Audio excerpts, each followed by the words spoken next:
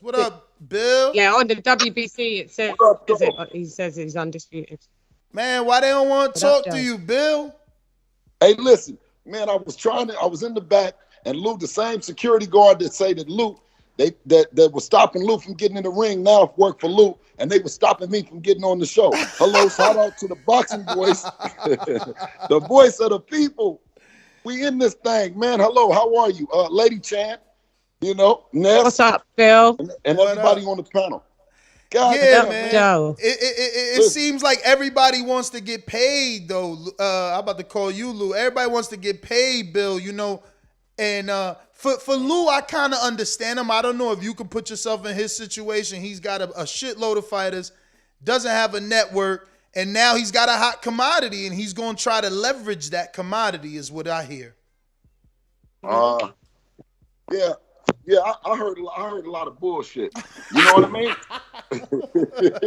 Hold on. Let me sit down. Hold on. There we go. Go ahead, yeah. Bill. Go ahead. Yeah, Lou, I heard a lot of bullshit. And like I kept texting you, and I said in the thing, I said, damn, Lou, I call you a lot, call you over and over about Comey. You never call me back. You say you're gonna call me back, right? I'm hearing in the press that maybe it might be top rank, but I'm calling you, right? He answered the phone from me one time, said, good, Bill, I'll get back with you and I'll let you know. He never called me back. Amazing win by Kambosos over the weekend.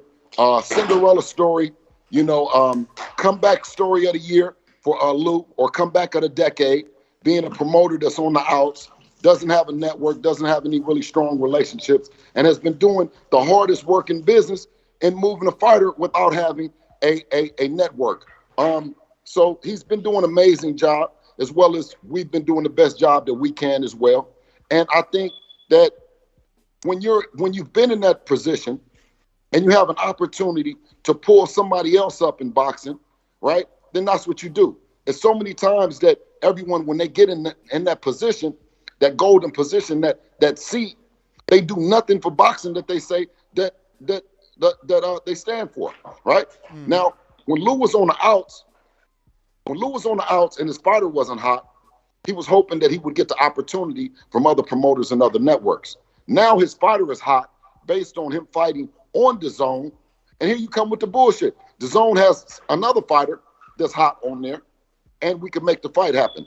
But by all means, let me plug December the 4th, Devin Haney versus Jojo Diaz, a fight that we're not looking past. Jojo Diaz being a former Olympian, a bad motor scooter out of Southern California, former world champion, only loss coming to the great Gary Russell. And it's going to be a spectacular night, a true night of boxing, where you have two young stars in the sport at a position that 1-0 must go. Well, he's already lost. Yeah. He's already lost. So I'll take that back about Diaz. But he has a lot riding on the line, and Devin has an O. So it's going to be a great night of boxing. Someone's O's got to go, Bill. Bill, so only 1-0. Only 1-0. Only 1-0. Who did you bring in? Who did you bring in for sparring? And don't give me the casual. We got a lot of sparring, because Jojo, he's gonna work the inside. He's gonna work on the clinches. He's gonna try and cut that distance.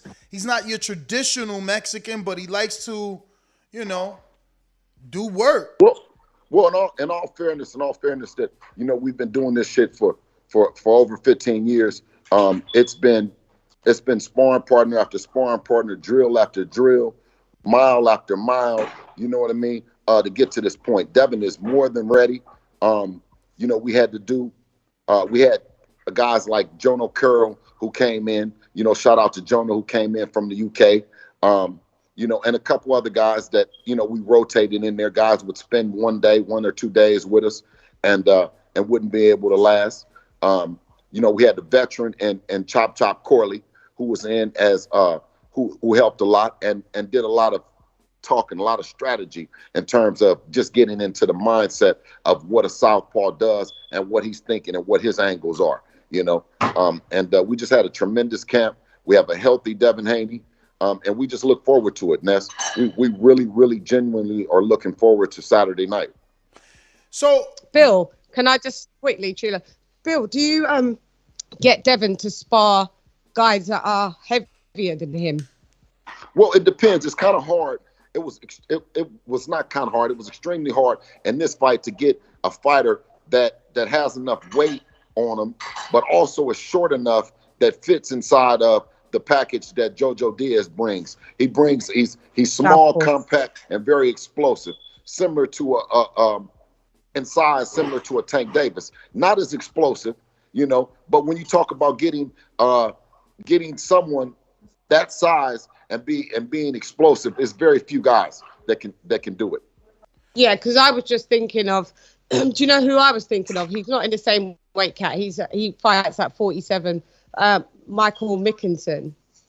He's southpaw, 47. You love Mickinson. You stay bringing up Mickinson. Yeah, I do like him. Yeah, he beat Chris Bongo. Shout out to Michael Mickinson.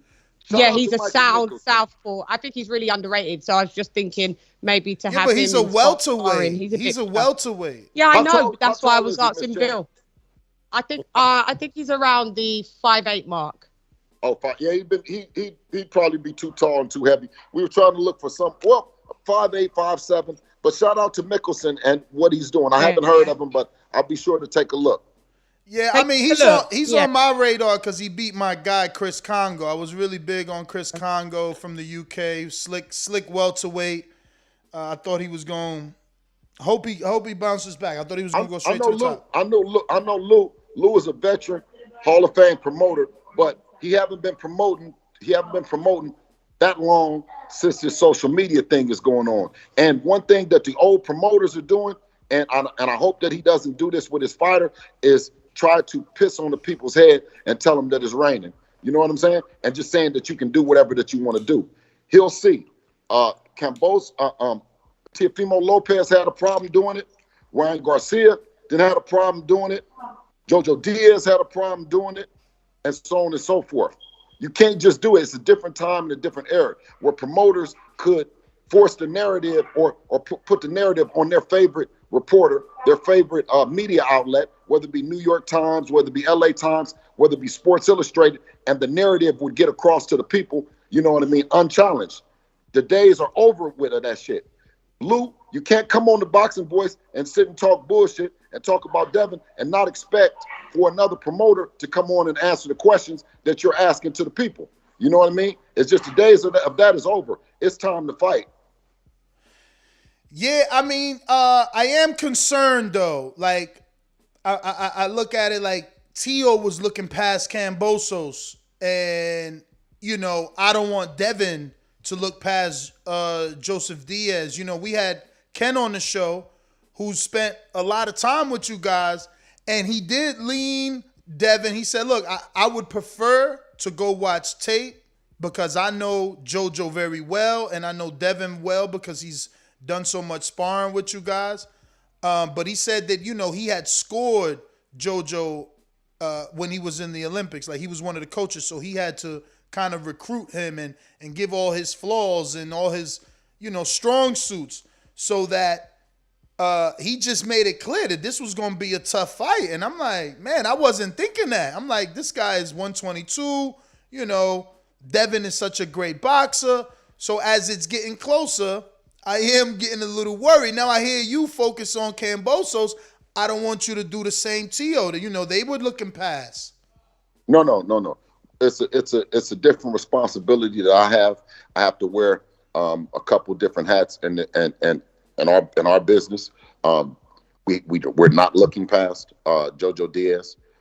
It's two parts in the sense of me coming on and encouraging the people to come out and watch a wonderful night of boxing on December the 4th, but at the same time answering the tough questions that people are thinking is what the fuck is going on next? What happens next? Right? And if you're able to intelligently separate. Yes, separate and differentiate between what's happening now and planning for the future, then you'll be okay. Boxing is not for everybody, right? And also running a business, being a father, training and stuff like that is not for everyone. So it is a tough task, a tall order that we have to fulfill. But you know what I mean? Heavy is the head that wears the crown. December the 4th, we're going to put on an ass whipping, an hellacious ass whipping on Jojo Diaz, right? And we're prepared for it. Bill, if Devin gets into the rhythm that he had with Linares in the first 6, where it's a clinic, have you guys spoken about not getting bored? Like, that's what it felt like. Like after 6, he got a little bored. He's like, fuck it, I'm going to just get this guy out of here. And obviously he got caught because, when you go for the kill, you can get killed. So it's like, are you going to change that, or do you, are you going to change it and just say, no, let's just be the boxer? Or absolutely. Next time he's going to put his hands up. Okay. Yeah, I don't know, right? Because maybe he still wants to go for the knockout. So hard. It's so hard when you had a great game plan. You have a great game plan, an executed game plan of maybe 10 rounds, if you want to say that. If you want to say 9 rounds and 75% of the 10th round, right? That you come back and you change your complete game plan, your complete style of fighting, your complete approach for one shot. And I think, and a great example would be Teofimo Lopez, who planned on going and getting the guy out of there the first round. Yeah, right? That was crazy. He planned that. Now, see, that's a different scenario, a different game plan where you're planning on getting the guy out there the first round. You're telling the guy you're going to get him out of there the first round, and you're coming. So the guy just can sit down, plan it, close his eyes, and shoot one over the top, and you know what I mean. And that's just what happened with then when that game plan fails after the first round, so you've got now 11 more rounds. You don't know what you're going to do. Right. It puts a big wrinkle. You know what I mean? Yeah. And the game plan when you take that shot first off. Well, we know that it's a 12-round fight. You know what I mean? And we know that that first round, anything is possible. So you got to go in it. You got to be your eyes open. Looking. You know what I mean? Ready to counter, hands up, all those things that, everyone learns to do, of course, in their in the first round. Bill, is it true that you were going to hire or considering hiring a strength and conditioning coach? Well, there's only one other strength and conditioning coach that I would even consider working with because he's a great guy. He does great work, and that's Blu-ray, up out of Texas. Yeah. But the strength and conditioning coach that we've had, we love him to death. We've, of course, he's been with Devin forever, right? And it's just been hard to make a transition with a Blu-ray that lives in Texas versus Reggie Hobson.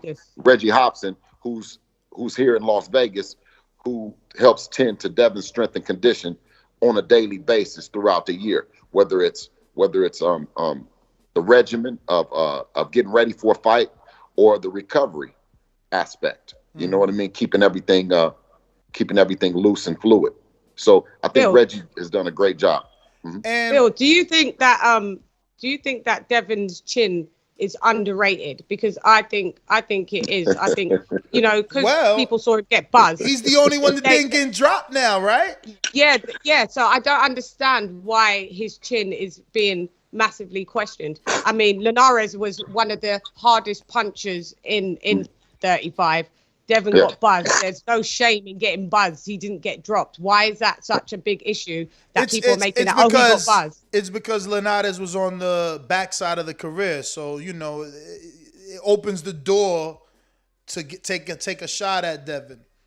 Yeah, but Chulo, the last thing that goes is power. So whether he's on the backside, and that's the knock then, right? So now you're saying that Linares had no shot other than power, and you didn't work. Prepare for what his best attribute at winning would be.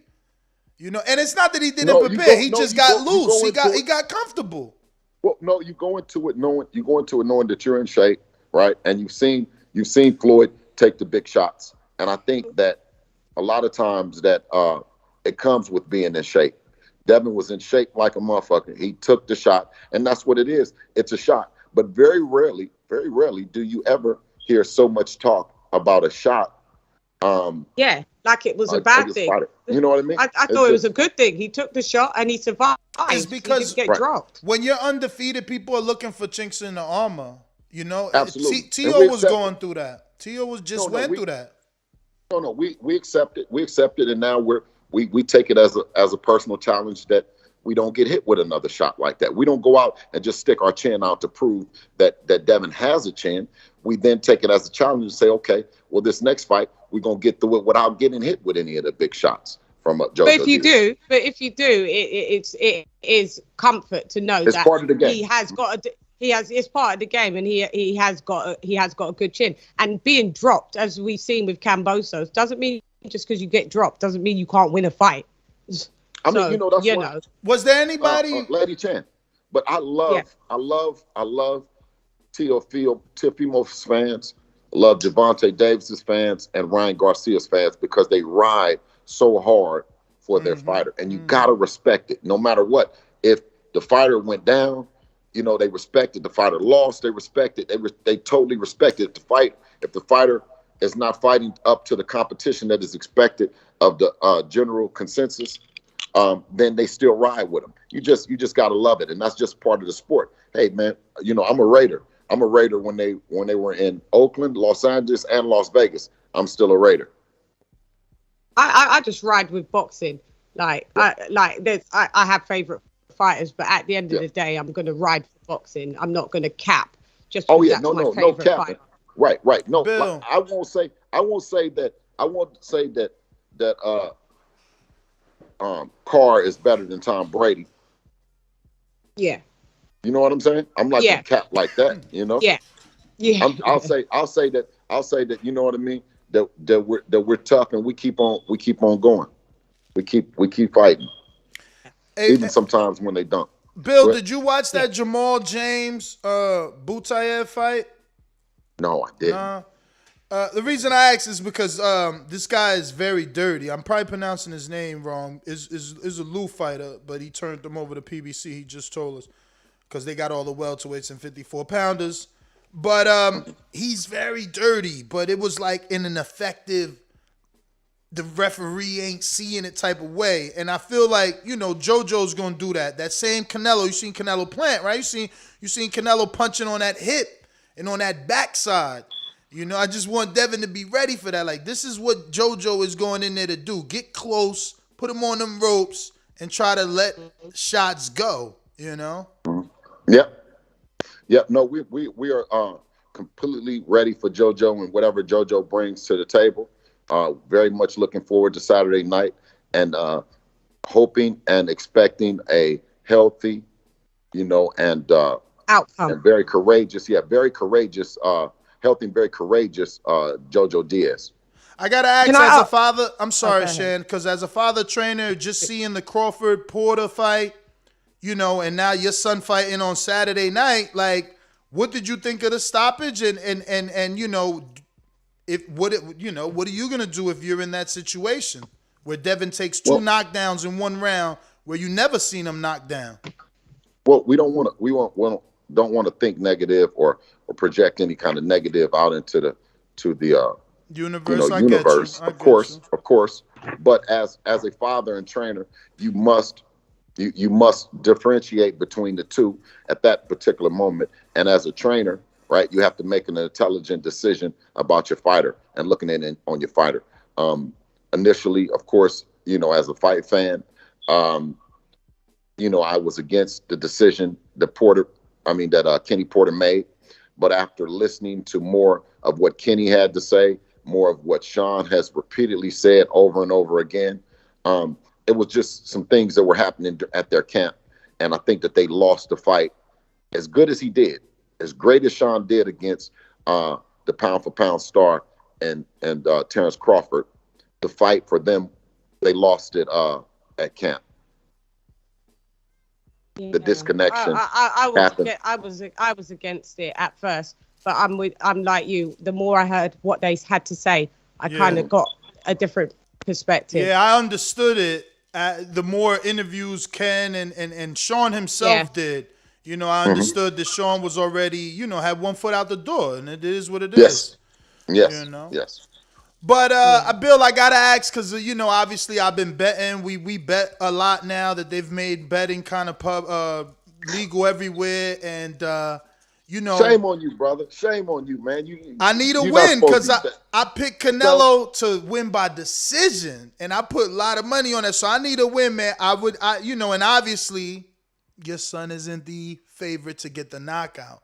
It's plus money, which is what us gamblers need. How possible is a knockout? Like, and not wishfully thinking, like, what do you see in JoJo? Because if it's Terrence, now we know, like, his accuracy is crazy. He might get you to the body, you know, or at least soften you up, which causes that knockout. So, like, how you know, where do you see Devin possibly getting the knockout? How would it come if it does?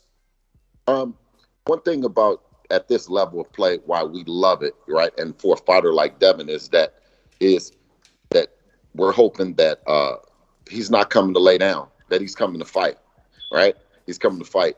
And with that, Devin is, the more you punch, the more you get hit. So we've been working on a few things. And I expect, like I said, I'm doubling down and saying that he won't last the whole fight. But you said that with Linares, and I think that puts on I didn't say it with Linares. You said Linares said that there'll probably be a knockout. Yeah, you did, Bill. No, I didn't say. Yeah, you did. Okay, Lady Chan, if you say so, now I got to go on your word. I gotta eat it. If you say it, now, if anybody else say it, but if you say it, okay. You know what I mean? I just think that's too much pressure. I think if a knockout happens, a knockout happens. Devin isn't known as a knockout artist. Like, he's a pure boxer. At the end of the day, if he can get the knockout, he can get the knockout. But I don't think that everybody should preempt, he's going to get the knockout. Leave him alone. Let him do what he do, and we'll see how it goes. But we're not putting pressure. We're just asking if he is, as a trainer, how do you see if it's gonna happen? How would it, like? Oh, he might have said no. It'll come from a shot that JoJo doesn't see because he leaves his hands down when he's going to the body. So I'm looking for that. Like, it doesn't necessarily mean it will happen. It's just a flaw that you see.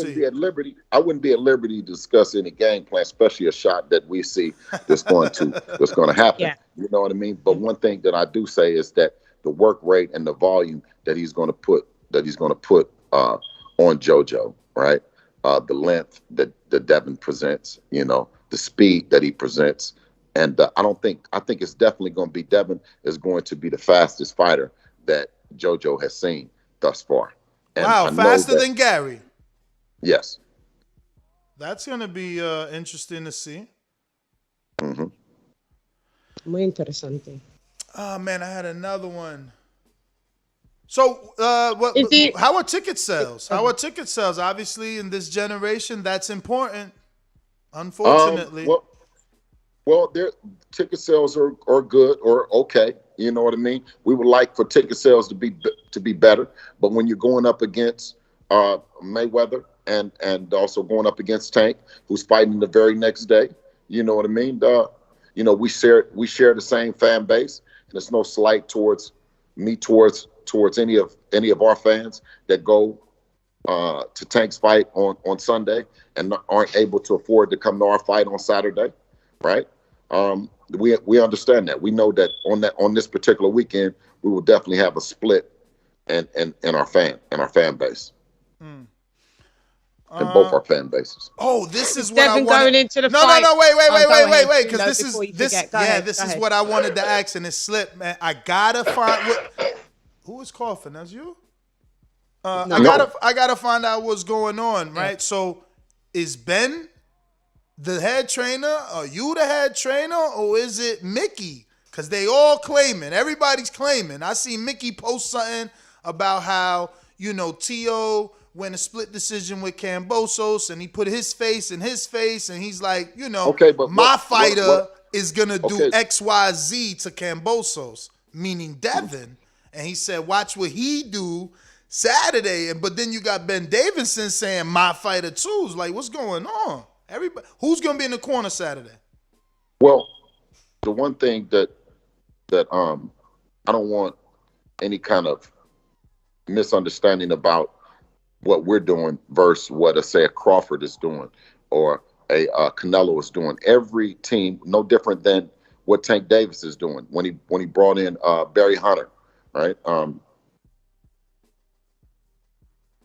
Ben Davison has been a great addition to the team. Mickey Bay has been a great addition to the team. Cohesively, I'll work with anyone to further Devin's career, for Devin to be the best fighter that he can be. If I grab the spit bucket, I'll grab the chair, I'll grab whatever. You know what I mean? And I think that I've made that apparent. As far as I know right now, that I'm the head trainer, right? And the voice, I'll be the one that's mic'd up. As far as you know? Yeah. Well, you know what I mean? Like, as far as I know, there hasn't been any other discussions, you know? Like any you other got a good cut, man. Because what I saw... Because I saw with the Tio and Camboso's fight, that Tio's. I could have been the cut man in that on that corner because there was no adrenaline. It's like they couldn't afford the budget to get adrenaline in that cotton bud. It was ridiculous. Well, just publicly for all the young fighters just knowing and just listening, all the parents that's listening and the coaches that already know that. When you drink alcohol, right? And I'm not saying it like on Tio because he's publicly showed that he's drinking the wine and he's having drinks, and a lot of UK fighters, drink outside of camp as well. But what we've learned is that when you drink and you drink on a regular basis, or you drink going into the fight, your blood is a lot more thin. And it's thin. It runs. It doesn't clot. It doesn't clot. It's really thin. Yeah. And if you see Tio's face, it's real. It's like real thin. It's running paper. Really thin. Yeah. Yeah. So with everything that he had going on, you know what I mean, in his personal life, you know what I mean. I'm a man. You Ness and Lady Chan. It's not uncommon for someone to have a drink. You know what I mean. Have a drink to drink away some of the problems. So I think that alcohol. But you think he was drinking fight week? Because wouldn't that should be out your system in 8 weeks? Right. I can be circulating in the bloodstream to a degree. I can only speak on speculation that it's speculated that it was some drinking going on. Relatively. That's why he wasn't clotting, but the cut man wasn't good. So who's your cut man? Because you're in Vegas. I'm sure there's plenty high quality. We used Stitch last time. Oh, Stitch Duran? Okay. Yeah, we used Stitch Duran last time, yes. Nice. Veteran cut man. Veteran, for sure. So who's going to be, I don't know if you made that clear. You're going to be mic'd up, your head, who's and Ben Davison is my second. Okay. So does Mickey get to come because it's 3 of you? Don't you guys get 3 people in the corner? We get 4 in the corner, three on the apron, and then one down. So you got the cut man through. Okay, only if he's needed on the apron. So Mickey still is there, or he's not? No, Mickey is still there. But if he's needed to come up on the apron, then he'll come up on the apron, right? And then we'll switch. Somebody else will stand down, and then he'll come up. Beautiful. No, I just want to make sure they both there. Okay, so they both have a claim. All right. I just didn't know if one didn't know they part of the show. I'm like, what's going on? They both saying my fighter. But the other thing the internet is saying is like, why are you doing the Ben Davison thing, knowing that eventually, Devin might move up and have to face a Josh Teller, who is Ben Davison's other fighter. Taylor. We met Ben when Ben came up. He was out here for one of the fights. I don't know if he was out for Tyson Fury presser or what he was doing. Right, we met him, developed a relationship with him. You know what I mean, and he's become a friend of the family. Right, and he's passionate about what he's doing. He's a young trainer. Right, that he does his homework at night. He's not one of those guys, and neither am I, one of those guys that we just we just know it all here. We got it here. We've been doing this shit for 40 years or something like that. He does his homework. He brings his homework to the gym. We execute. You know what I mean? What he sees, what I see, what Mick sees, and of course, ultimately, what Devin sees. Because Devin has been a student of the game, and we're almost at the point where we're like fluid. You warm him up and then give him some water in between rounds, and he'll make the adjustments. Well, it's one more question, Chulo. Is Devin able? Because as we've seen certain fights that has happened when a game plan's not working and the corner is still probably trying to execute the same game plan. Is Devin experienced enough, or does he have that IQ to just on the fly adapt a different game plan if he has to? That's what he just said.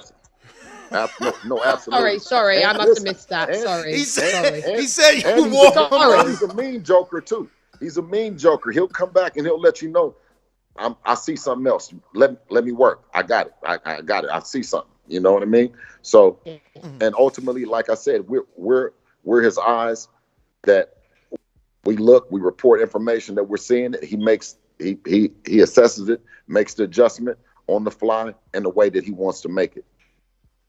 Got you.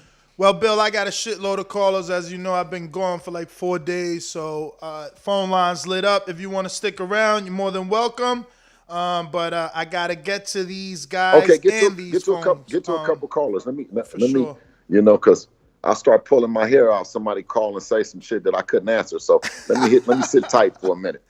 Yeah. For the video, feel free to hit the like, subscribe, and share. As always, if you want to support us to the next level, head over to the patreon.com/ThaBoxingVoice. We have tons of exclusive from Border Wars, Untitled, betting shows, the list goes on and on and on. But in addition to that, if you guys have questions for fighters, trainers, and promoters, this is where you can submit them. We will run out, get these questions answered, and put it back on the show just for you guys. Appreciate it. Peace.